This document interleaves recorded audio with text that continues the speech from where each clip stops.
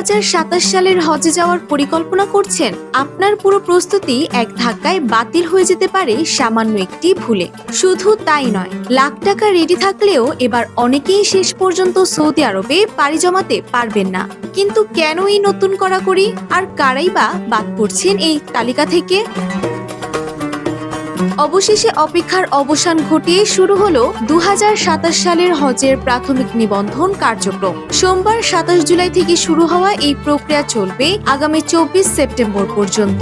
ধর্ম বিষয়ক মন্ত্রণালয় থেকে এক সংবাদ বিজ্ঞপ্তিতে জানানো হয়েছে, এবার প্রাথমিক নিবন্ধনের জন্য সরকারি ও বেসরকারি উভয় ব্যবস্থাপনায় জমা দিতে হবে 3.5 লাখ টাকা। তবে তার আগেই বাধ্যতামূলকভাবে 30,000 টাকা দিয়ে সেরে নিতে হবে প্রাক নিবন্ধন। আর প্যাকেজের বাকি অর্থ আগামী 10 ডিসেম্বরের মধ্যে পরিশোধ করে চূড়ান্ত নিবন্ধন সম্পন্ন করতে হবে। তবে এবার সবচেয়ে বড় আলোচনা তৈরি হয়েছে হজে যাওয়ার যোগ্যতার শর্তাবলী নিয়ে। ধর্ম মন্ত্রণালয়ের পরিষ্কার বার্তা, নির্দিষ্ট কিছু শারীরিক ও স্বাস্থ্যগত সীমাবদ্ধতা থাকলে এবার হজের চূড়ান্ত অনুমতি মিলবে না। কিন্তু কোন শ্রেণীর ব্যক্তিদের উপর হজ যাত্রা নিষেধ করা হয়েছে?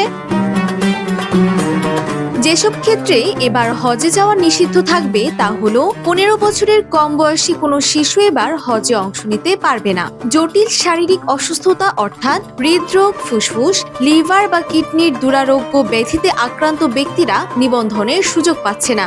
গুরুতর মানসিক রোগ কিংবা স্নায়বিক সমস্যায় ভোগা ব্যক্তিদের জন্য হজ যাত্রা স্থগিত থাকবে। কেমোথেরাপি, রেডিওথেরাপি বা বায়োলজিক্যাল থেরাপির মধ্যে থাকা ক্যান্সার রোগীরা যেতে পারবেন না। যক্ষা বা হেমোরেজিক ফিভারের মতো জনস্বাস্থ্যের জন্য ঝুঁকিপূর্ণ কোনো ব্যাধি থাকলে অনুমতি মিলবে না।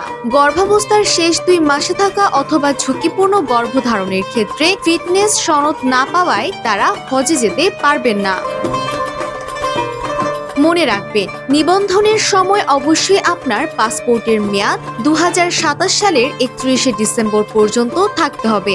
এছাড়া আবেদনকালে টিকা গ্রহণের জেলা ও পছন্দসই হজ প্যাকেজ সাবধানে নির্বাচন করার পরামর্শ দিয়েছে মন্ত্রণালয়। তাই সময় ফুরিয়ে যাওয়ার আগে নিয়মগুলো ঠিকঠাক মেনে আপনার নিবন্ধন নিশ্চিত করে নিন। Desk report, Bangladesh bulletin.